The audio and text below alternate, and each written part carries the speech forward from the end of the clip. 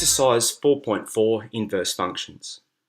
I'll apologise in advance, guys. I'm going to do a fair bit of talking about what's on the screen here, a fair bit of reading many of these sentences, so I apologise for that. It's not my usual approach, but for this particular concept, I think it's the best way. In mathematics, there are numerous processes that have an inverse process. That is, a process that essentially undoes the first process. So some examples of that, guys, include addition, subtraction, multiplication, division.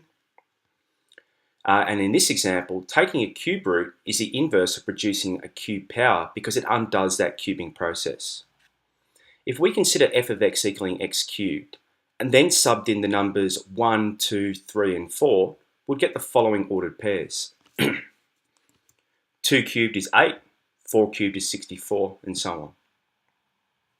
If we now consider the function g of x, where we take the third root of the input, then we can generate these ordered pairs. So if we subbed x equaling 1, we'd get y equaling 1. If we substituted x equaling 8, we'd get y equaling 2.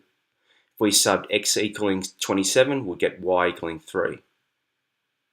So what we can see here is that these two functions are in fact inverse functions because they undo the process that the other has done. A clear example is if we look at 3 being subbed into f of x. So f of 3 is equal to 3 to the power 3, which is 27. If we now take that 27 and sub it into g of x, we'd have the third root of 27. So in other words, what number when multiplied by itself 3 times over is equal to 27? And of course that's a 3. So the inverse function of f of x is usually denoted as f to the power of negative 1 here. So g of x is f to the power of negative 1 of x there, which is the third root of x. It can be seen by examining the patterns in ordered pairs that functions' inverses can be found by simply interchanging the x and y values. So if f of x produces these ordered pairs, then the inverse of f of x would be 1, 1, 8, 2, 27, 3, 64, 4.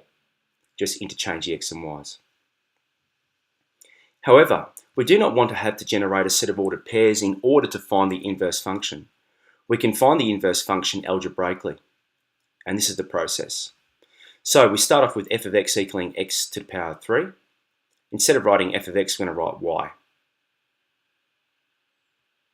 We now interchange x and y, so instead of putting the y there, I'm going to have x, and instead of having x, I'm going to have y.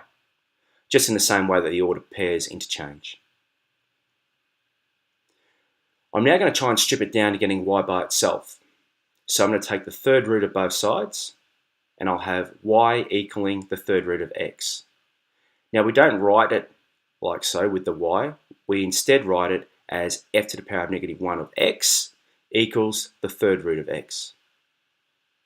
And that's the algebraic approach there to working out the inverse.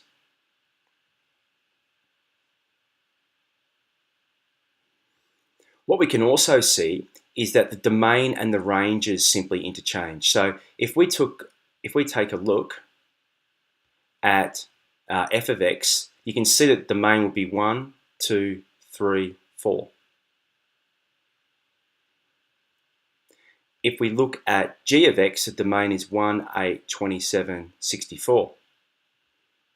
And consider the ranges and these ranges. So what we can see is that f of x has a domain of 1, 2, 3, 4.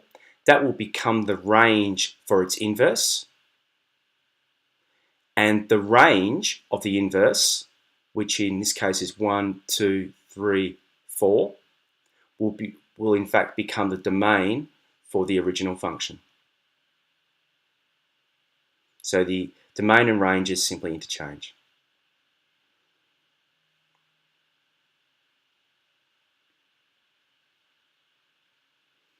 Another interesting point is to look at what goes on with the graphs. So here I've got y equaling x squared. Oops.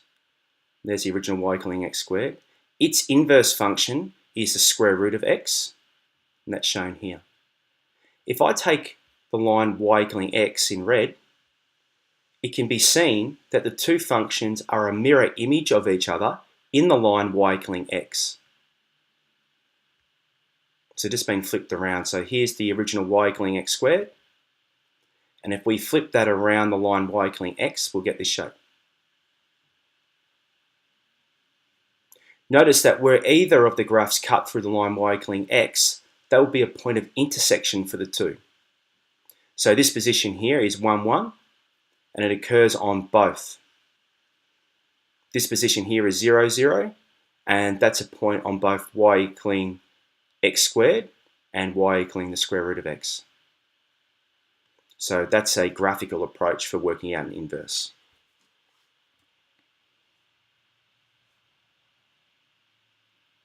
This here holds the whole guts to it. An inverse function can be found using 3 different methods, so long as the original function is a one-to-one function. If the original function is not a one-to-one, a domain restriction needs to be put in place. So the example of that is here, where I've got y equaling x squared, but I'm only considering the values of x which are greater than or equal to 0. All right, that makes it a one-to-one function. Otherwise, if I end up having the full parabola, then if I ended up, I'll just reduce the size of this. You can imagine the full parabola here. If I then flip that around the line y equaling x, then I would get this section of it, but I'd also get this section here. Now clearly that's not going to meet the definition of a function because it would not pass a straight line test. It would cut through the graph twice. But if we put a domain restriction in place where x is going to be greater than or equal to 0, then the function is one-to-one. And then when we throw that around the line y equaling x, you'll always be producing a function.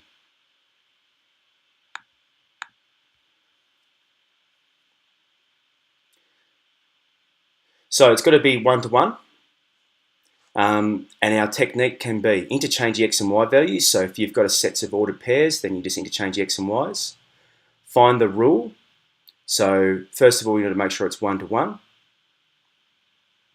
And then we write y equaling f of x, interchange the x and y, transpose the equation to get y by itself, and then simply replace y with f to the power of -1 of x. And of course, what we can do is use the graphical technique where we have the original function, then we draw the line y equaling x into it, and then just look at the points and reflect it across. These are some big points. The domain of the function is the same as the range of its inverse, and the range of a function is the same as the domain of its inverse. Okay, problem 1. Sketch the graph of the following and their inverses. So in A, I have a set of ordered pairs. And if I take a look at my solution, there's my original function. Its inverse can be found by simply interchanging the x and y values. And then I plot those points in green there. So that there is the inverse function. Looking at B, I've got y equaling x squared for values of x that are greater than or equal to 0. So the original function is in green with that domain restriction. So I have 0, 0, and that's in green.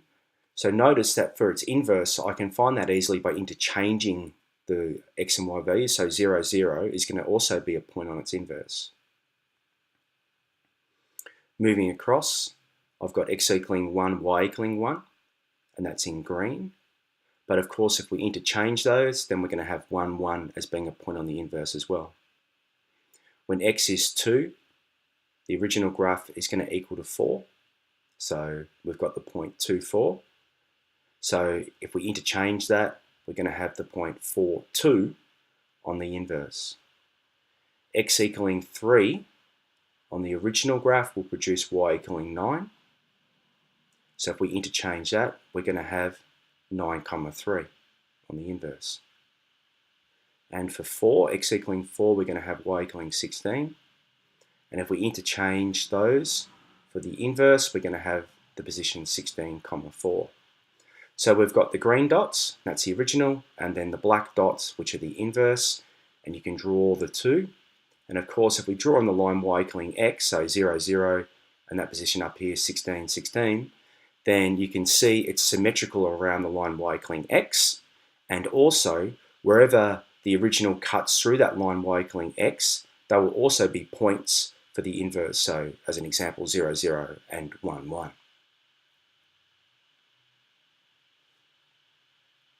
Problem 2. Find the inverse of a here. So we've got f of x equaling 8x cubed take 4. So we're going to find the inverse. I'm going to do this algebraically. So we start off with y equaling 8x cubed take 4.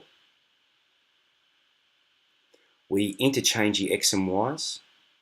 And now we manipulate it so we get y by itself. So I add 4 to both sides. I divide both sides by 8. And then I take the third root of both sides.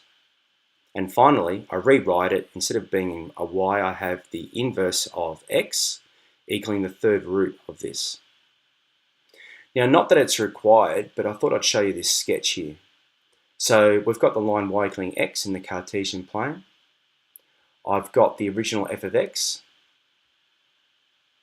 Notice it cuts through at 0, 4, 0, negative 4, so that's the y-intercept, so the x-intercept is going to be that there. That's the relationship. And whatever this value is going to become that value down there, because the x and y's interchange, the domain and range interchange as well. So it helps you understand. You can see there it's symmetrical around that line y equaling x. Cuts through this point on both.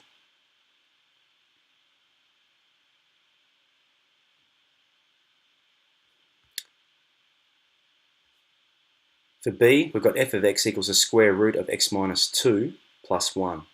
So we know what this graph's going to look like. It's going to be a positive square root function with an endpoint of 2, 1, like so.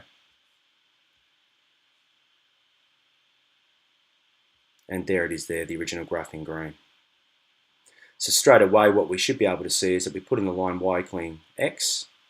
So 2, 1 is going to become the endpoint 1, 2. And that as we move further along for x, you can see that this here is moving away from the line y equaling x, so the inverse should do the same to make sure it's symmetrical around the line y equaling x. Now, you can see that sketch is not required. This is an algebraic process. So y equals square root of x minus 2 plus 1. Interchange the x and y values. And now we're going to start manipulating it so that we get y by itself. So I'm going to take 1 from both sides. I'm now going to square both sides, add 2 to both sides, and then finally rewrite it so it's the inverse of inverse of f of x equals x take 1 squared plus 2. Now notice our domain and ranges here. If I consider the domain of f, all right, what are the values I can have for the green? I can go from 2 to infinity. So it's square 2, comma, to infinity with circular brackets. What's my range going to be? I can go from 1 all the way up to positive infinity. So it's 1, comma, to infinity, circular, square. If I look at the domain and range, I can work it out in the same way by looking at them. We'll simply just interchange it. So the domain of f is going to become the range of f, and the range of f is going to become the domain. I apologize for that.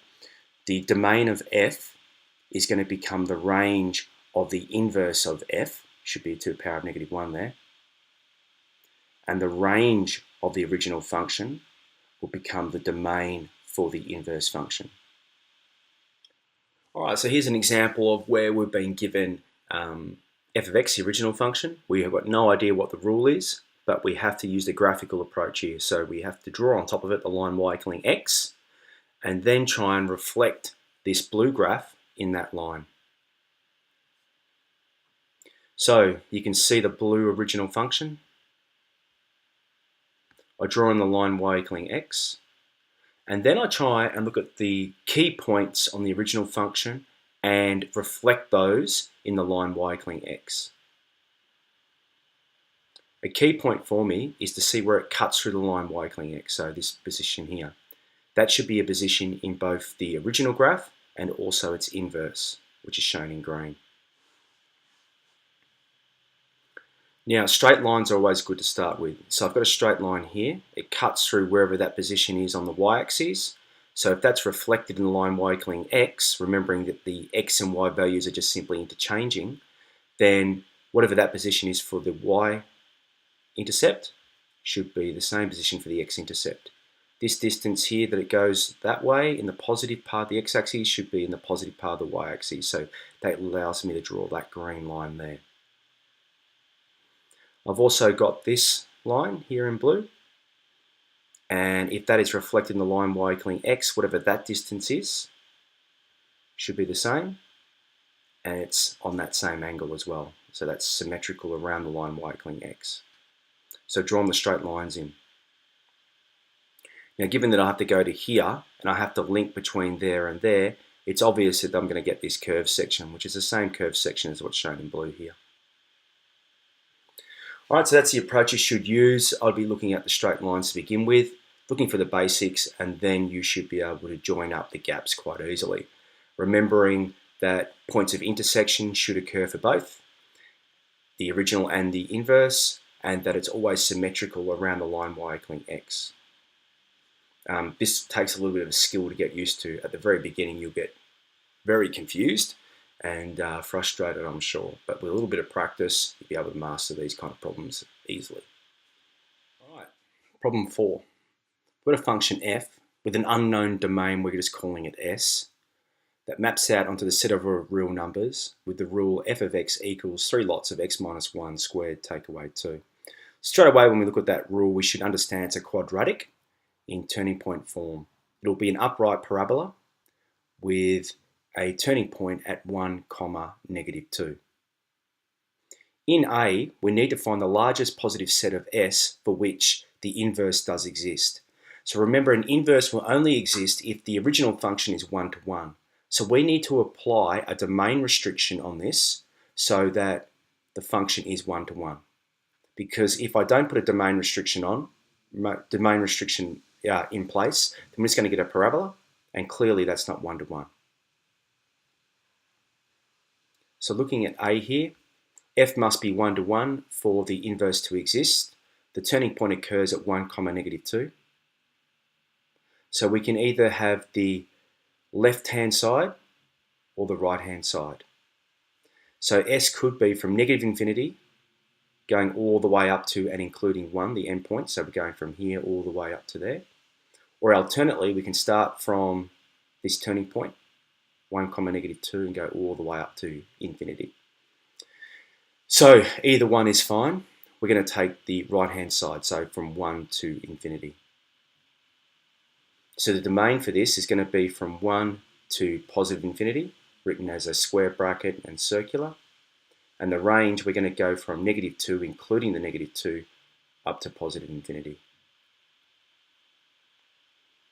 B, fully define the inverse and sketch its graph. Okay, so we've got B, y equaling 3 lots of this, blah, blah, blah. First job, let's interchange the x and y. So I've changed those over. And now I'm going to manipulate it so that I get y by itself. So let's add 2 to both sides. Let's divide both sides by 3. Take the square root of both sides, remembering that produces both a positive and a negative version. Then I add 1 to it. So I can have 1 minus the square root of x plus 2 on 3, or I can have 1 plus the square root of x plus 2 on 3. I'm going to be taking the positive version. And there it is there. Why? Because I did so originally at the beginning as well. Let's now consider the graph. Here's the original. So what we know is that that turning point there, or that end point, because it's got domain restriction on it, is going to, which is currently 1, negative 2. On the inverse function, they're going to interchange the x and y, so we're going to have negative 2, 1. We put in the line y equaling x. Here, that's where the green graph cuts through the original, so too should the inverse, shown in black. And as you can see, that as we move along this line y equaling x, the original graph is moving further away from it, closer towards this axis, so too should the black. So it makes it really clear that we're just getting that symmetry. An easy way to go across is that the distance between the blue and the black along that way on that angle should be the same in all cases. So if I just go to this point here, how far is that? Well, that should be the same. So it's always symmetrical. Notice here, guys, that for my domain and range of the inverses, all right, what we've got here, our domain of the inverse is exactly the same as the range of the original, and the range of the inverse is exactly the same as the domain of the original.